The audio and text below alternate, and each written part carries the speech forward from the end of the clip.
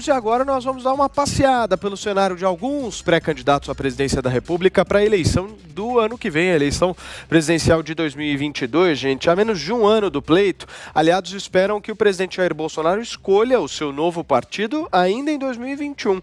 Entre os planos do mandatário brasileiro estão 3 partidos, o PSL, o PL e o PP. Quem acompanha as tratativas afirma que a decisão será tomada já nos próximos dias. O PSDB anunciou que vai definir no dia 21 de novembro, por meio de votação interna das prévias, se João Dória ou Eduardo Leite será o candidato à presidência do partido, à presidência da República. O ex-juiz Sérgio Moro é disputado por 2 partidos, União Brasil e Podemos.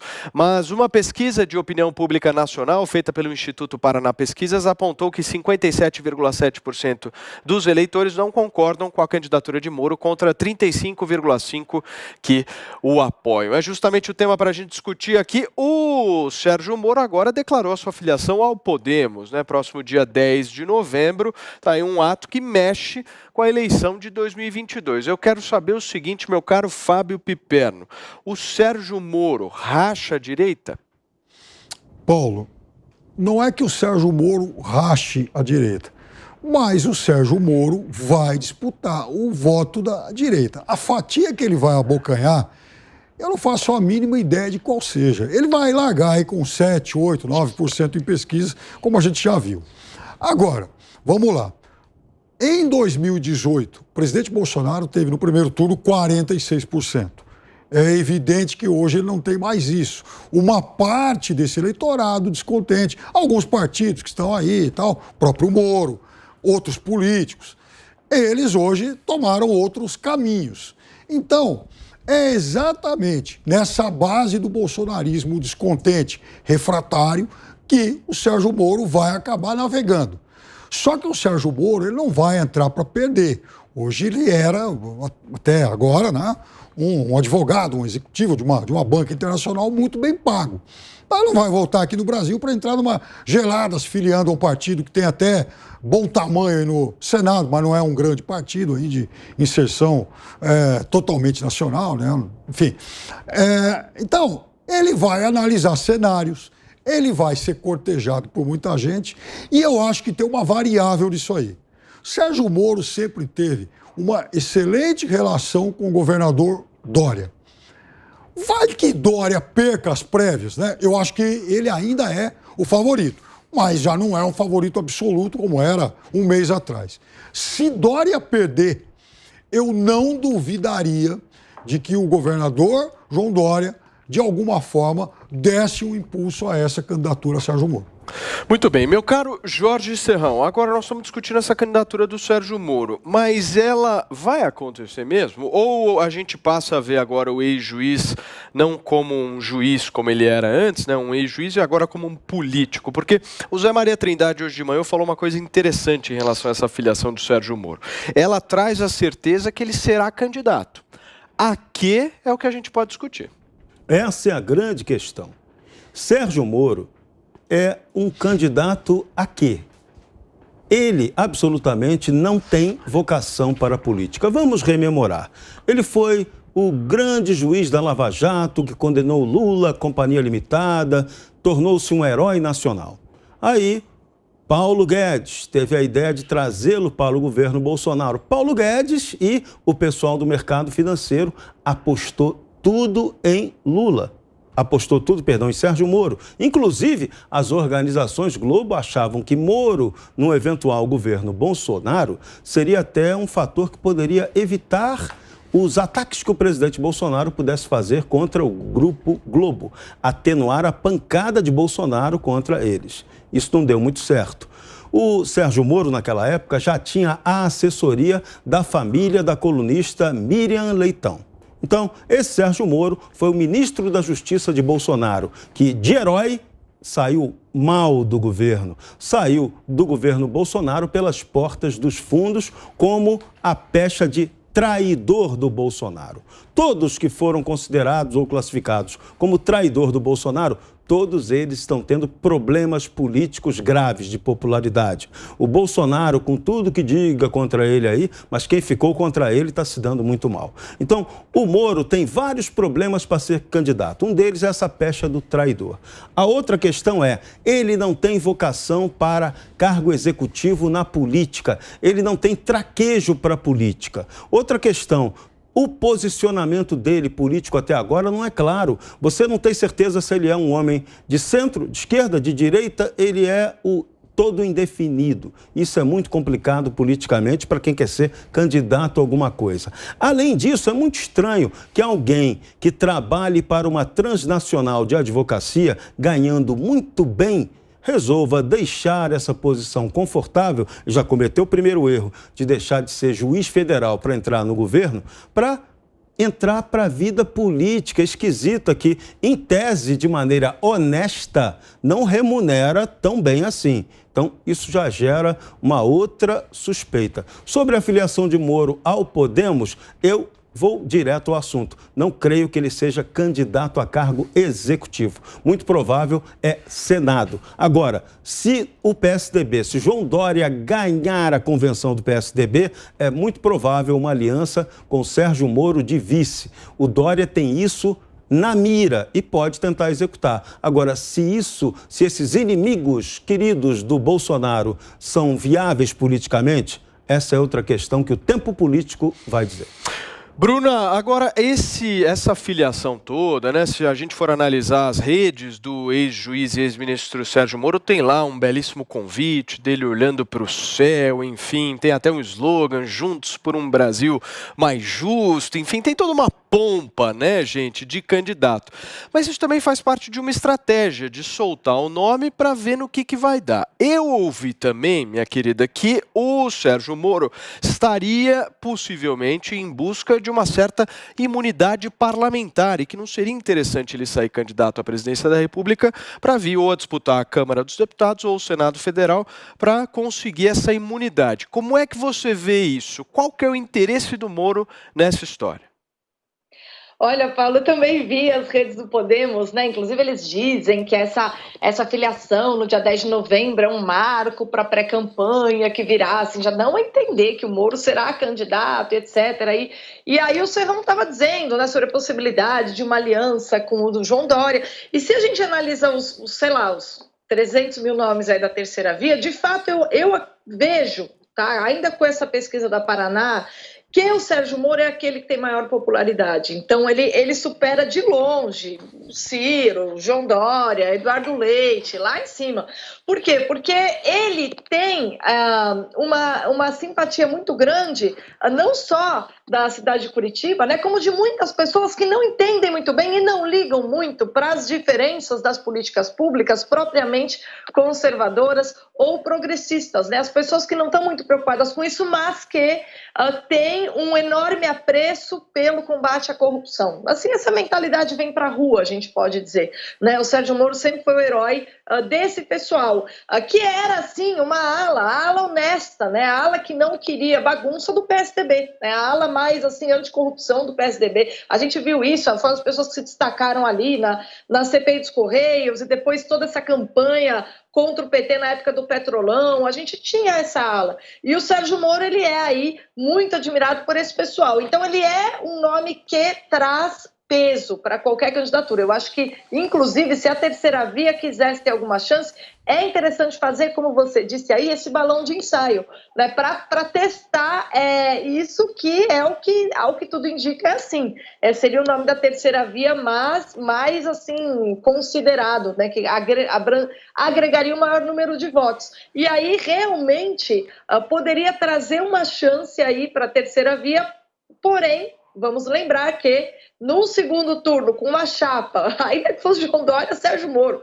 O Dória tem muita rejeição, mas o Sérgio Moro ainda tem simpatia. Ele tem rejeição, mas tem simpatia. Mas já imagina, eu não sei o que a esquerda faria no eventual segundo turno, João Dória, Sérgio Moro contra Bolsonaro. Eu não sei, acho que a esquerda ia pirar.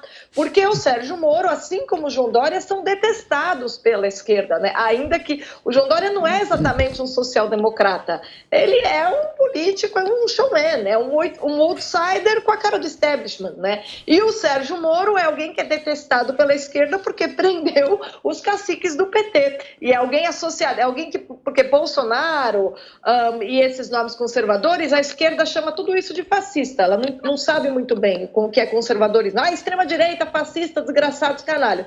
E direita para eles é Sérgio Moro, é João Dória. É isso que, para os conservadores, eles próprios se auto-intitulam terceira via, né? Porque eles sabem que eles não são conservadores nem aqui nem na China. É uma social-democracia ou uma liberal-democracia com elementos progressistas, né? No caso aí de João Dória. Então é isso que a gente tem. Agora, o Sérgio Moro não é alguém que precisaria de imunidade parlamentar, né? Assim, eu acho essa hipótese, eu não havia lido sobre isso. O que eu fui procurar, Paulo, eu fui propositalmente ler as reações dos leitores de jornais de linha editorial conservadora para ver o quão em alta estava essa questão do Moro traidor. E olha, entre aqueles que, mesmo sendo fortemente críticos ao governo Bolsonaro, entre aqueles que se definem como conservadores, a popularidade de Moro anda muito baixa. E as reações foram muito negativas, né? Mas ainda assim, eu acredito que as pessoas assim, que não acompanham muito política, não se interessam muito, mas que são sempre sensíveis ao discurso anticorrupção, são pessoas que votariam no Moro, seja para senador, seja numa chapa, seja como deputado, o cargo que fosse. Eu acho que ele é um nome forte, sim, é uma liderança política relevante e, caso se candidate, tem sim chances de ganhar. Agora, deixa eu colocar aqui alguns dados para vocês, eu quero ouvir a avaliação de vocês, porque a Bruna Torlai fala da rejeição do Moro, a rejeição do Dória. Mas analisando todas as pesquisas, o mais rejeitado chama-se Jair Bolsonaro. Se a gente analisar, por exemplo, o último Datafolha, Bolsonaro tem 59% de rejeição. O Poder Data 360 da última semana mostra que ele é o mais rejeitado. Como é que vocês veem isso? E eu quero saber o seguinte, no que o Sérgio Moro atrapalha o Bolsonaro? Imagine o seguinte, o Sérgio Moro tem duas opções. Ou ele sai candidato, ou ele apoia alguém. A força política dele está aí, está colocada. Se é muito, se é pouca, ele vai influenciar de alguma maneira no processo eleitoral. Eu quero saber no que ele atrapalha o presidente da República. Muito. Ele tem potencial para isso. Claro que a gente está falando de um momento que estamos ainda há 11 meses e pouquinho aí das eleições, muita coisa obviamente vai mudar até lá, mas é claro que Sérgio Moro corre numa faixa de eleitorado mais próximo do presidente Bolsonaro. Eles até estiveram juntos recentemente no governo. Então, vejam, se ele crescer muito, é óbvio que ele vai incomodar muito o Bolsonaro, porque em relação à eleição de 2022, ninguém sabe quem vai ganhar. Mas uma certeza, eu acho que ela é bem evidente.